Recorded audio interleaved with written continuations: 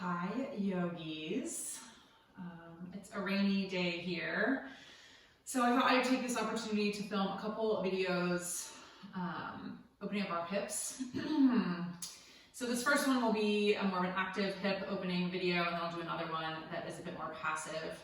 In light of what is happening in society today, I thought hips would be a good place to target, as that is where we hold a lot of tension and a lot of stress. So just a moment before we get into the practice, trying to work all the way around the joint and all the different muscle groups that support the hip. I thought I'd talk just briefly about the notion of suffering and how yoga approaches that concept. So BKS Iyengar is the man who arguably introduced the West to yoga. And one of his main adages is that the asana, which are the poses of the practice, the active part of the practice, they are the bow. No, I lie, they're the arrow. And the body is the bow and the mind is the target. So ultimately, the goal of yoga is to calm the mind and to find a state of samadhi or enlightenment, which likely we will not be achieving today. But that is just the end result, or what we're striving toward. So how to find equanimity in the face of adversity is ultimately what the yoga practice strives to do. Certainly I have not mastered this. It is challenging, it is elusive, it is some days harder than others. Certainly right now it is hard. But how do we start ourselves on that path? And part of it is trying to decipher what it is that we have control over and what it is that we don't have control over. And moving our energy from obsessing over the things that we don't have control over and just resigning ourselves to the facts of what are. And then moving our energy into what we can manage, what is within our realm of control. So I think you'll agree that a lot of things going on in the world today we have no control over, like zero.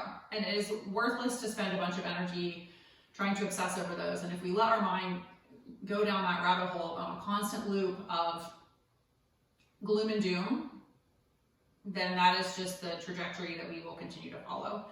So trying to find that space, or broaden the space between stimulus and response. Susan David writes a phenomenal book called Emotional Agility. If you have free time, I recommend downloading it. And what she talks about in that book is widening that space between stimulus and response, so that we can move from a place of mindfulness instead of reaction, instead of being reactive, to move from our logical, our more responsive higher selves than our reactive, more reptilian lower selves. So in order to embrace that notion of letting go today, of relinquishing what we can't change, we're going to move into the hips and try to find some release. So with that in mind, I'll invite you to perhaps find a block or a stack of books. That will be helpful for two of the things we're going to do today, and maybe a blanket or a towel of some sort.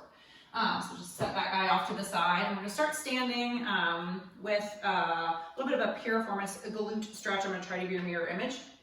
So we're going to ground through our left leg and start to hug our right knee up into the chest. So flex the right toes back towards your right knee, and that's where your ankle will stay in that flexed position.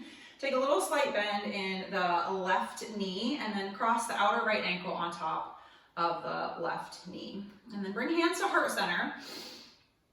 And we're going to start to hinge at the waist. So this right knee is going to energetically still press down toward the earth as we start to reach the heart forward and press the bum back. So just to give you a side view, this is the direction we're going. Instead of sitting down and letting the knee come forward, or trying to keep the knee right aligned with the second and third toe, and maybe, stacked-ish over the ankle, so that the butt shimmies back, and the heart moves forward.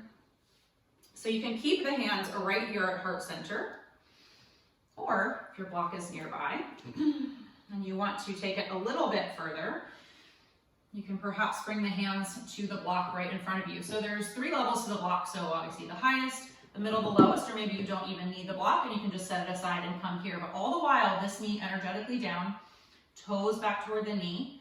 And I'll give you one more option, which is probably the most intense, is taking the crook of that left elbow and wrapping it around the sole and the outer blade of the right foot, and then wrap the crook of the right elbow around the right knee and interlace the fingers. And all the while you're creating space between the rib cage and the pelvis. So reach the heart forward, press the tailbone back, and then press the foot into the crook of the elbow if you have that variation, and resist with the crook of the elbow. Get that nice eccentric stretch deep into the right piriformis or glute. Spend one more full breath in. Wherever you are, let it go. And then slowly start to release and rise back up and just shake that out a bit. Both sides, maybe a hip circle or two. That's in honor of you, Nicole. And then ground through that right leg, slight bend in that knee. Start to hug the left knee up into the chest. Smile through the collarbones, lift the heart. Flex the left toes back toward the left knee, and then start to find that figure 4 action with that knee pressing down and away, hands come to the heart. Once again, assess, maybe you just take a little hinge at the waist. Shoulder blades are drawing toward one another as the hips press back, and the crown of the head starts to reach forward. You can stay. Maybe the block comes into play in one of its many levels. Letting the breath continue to flow deeply into the belly all the while.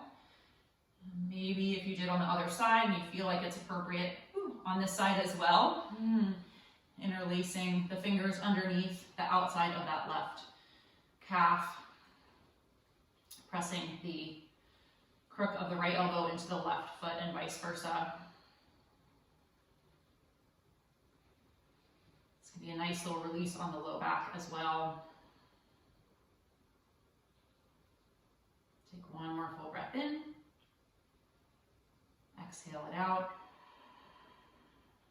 And then super slow, start to release, lifting back up, setting that foot back down, taking a couple more circles, just bringing a little bit of blood flow life back into that hip. And then we'll set the block off to the side for now and find perhaps our blanket or towel. And sit that right here because it's where our knee might enjoy some compassion. Making our way to the front of the mat into a nice little forward fold, and then we'll step our right foot back.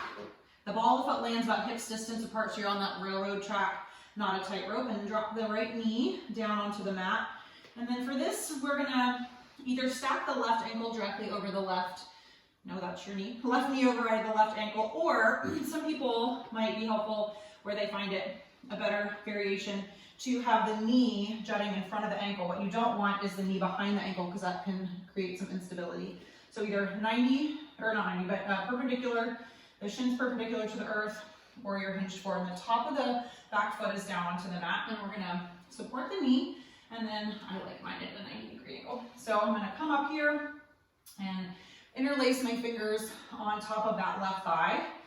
So press into the big toe mound of the left foot, and then press the thigh away and lift the heart up. Start there, broadening through the collarbones, and then start to let the hips sink down and forward. So working towards stretching this right hip flexor is such a deep muscle, and in order to lengthen it, you actually want to draw the low ribs toward the frontal hip point. So you're trying to kind of, even though you're opening up here, you're energetically trying to decrease that space. And to help do that, perhaps you even bring awareness to that right shin, press down into wherever that right leg, the bottom of that right leg is touching the earth, and energetically pull it forward. It's not going to move, that's just the action. You'll feel this all come alive in that nice eccentric stretch.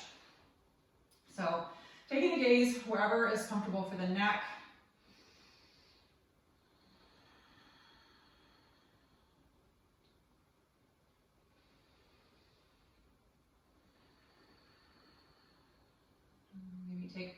One more full breath in. And then exhale, just release, frame that left foot with the hands. Maybe shift the hips back for a moment. Maybe you settle the bum all the way back on that right heel. And you can take a little internal and external rotation of that left leg for a moment. And then start to shift back forward. Reframe the left foot with the hands, curl the back toes under, lift the knee, and then bring that right foot up to meet the left. And just switch sides. Left foot steps back. Drop the back knee. Come onto the top of that foot. Get this right leg either positioned such that it's at perpendicular, so that is perpendicular to the earth, or the knee is a little bit in front of the ankle. And then lift up, interlace the fingers, place them on top of that right thigh, and then right hip draws back, left hip draws forward, press into the big toe mound of the right foot, broaden through the chest, and then start to let the hips soften down and forward. But bring that energy to closing that space in the front part of the torso and ground into that top or whatever is touching the earth on the left leg and pull it forward.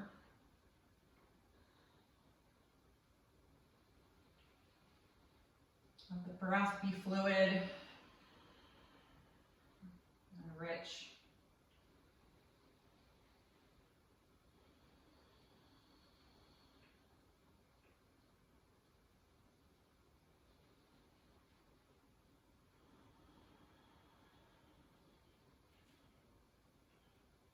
One more full breath in. And then release, reframing that right foot with the hands, curl the back toes under, lift the knee, and bring that left foot up to meet the right. Just might be an opportunity for you to use the blanket in this next move, so if you want it, just leave it nearby and step that left foot back. And then we're gonna come to Skandasana. So this is one of those poses where I feel like it looks really varied in people's bodies. So I'll try to demonstrate a few of the different variations and give you options. So this is to stretch the inner thighs. So we're gonna angle those left, well, both toes are gonna angle at about a 45-degree angle. And depending on your anatomy, it's like sometimes a little wider, sometimes a little narrower stance. So the first stop is probably just bending this knee. The most important, really the only rule here is keep the knee in line with the toes, the second and third toe. So you don't want this knee caving in, like that's just really stressful for that knee. It makes me sad when I see that. So you're gonna bring the left forearm to the inside of that left leg, a little bit above the knee, and use that as your aid to open up. And this is where you may stay. And if this is the variation you're staying in, it's that left inner thigh that you're gonna get this most likely the most stretch. So push that leg away, resist with the leg, and perhaps this is where you stay. It's a great place to be. Lots of inner thigh opening going on here. If you feel like you could go a little bit deeper, you might want to walk that left foot in a little bit and let the left knee come out over the toes, and then most likely roll so that that right heel is grounded and the right toes face the sky. So this is where I see another variation. Some people, this left heel will be able to stay on the mat, and in other people, that left heel will pop up, and some people are fine with it being popped up. But if you feel unsupported and unstable, then just find that blanket and just let that heel rest on the blanket. It's perfectly awesome, doesn't take anything out of the stretch. And then the hands can stay on the floor. Here, if you're in one of these variations, you're most likely gonna also get a little bit of stretch, maybe even more so in that right inner thigh. So the fingertips can stay on the earth, or perhaps you bring hands to heart center. And just a soft gaze over the tip of the nose. If you're feeling super stable, you can let the eyes close all the way. Let the jaw be soft, so there's a space between the teeth, and then unfurrowing of the brow. And you're just engaged enough to hold yourself in the pose and send a softening sense to those spaces that you're trying to stretch and find release.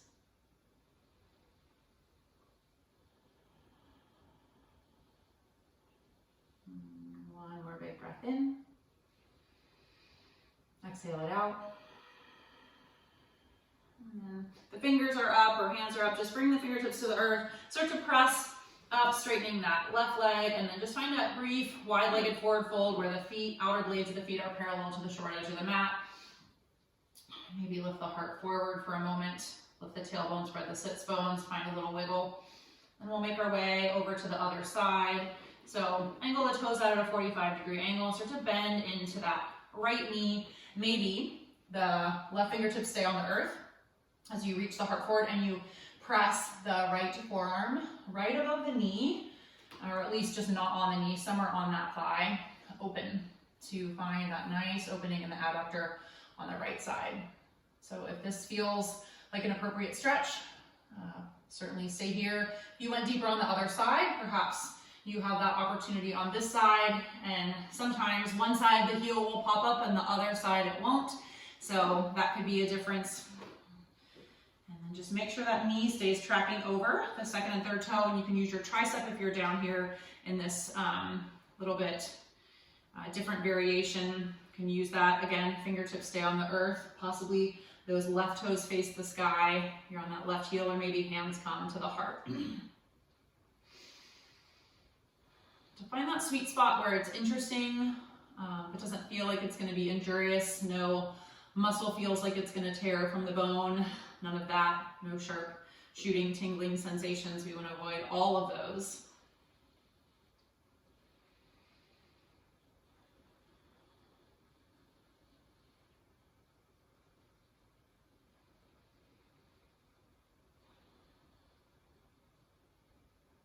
Take one more big breath in. Exhale it out. Fingertips come back down. On the breath in, press into that left foot, lengthen the leg, come back to that wide-legged forward fold for a moment.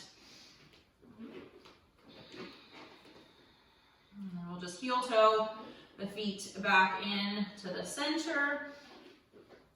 And perhaps find our blanket and our stack of books or our block. We'll just end the practice with an inversion, some legs up the wall. If you have a wall space in your house that you can use to physically put your legs up the wall, that is even more restorative and awesome.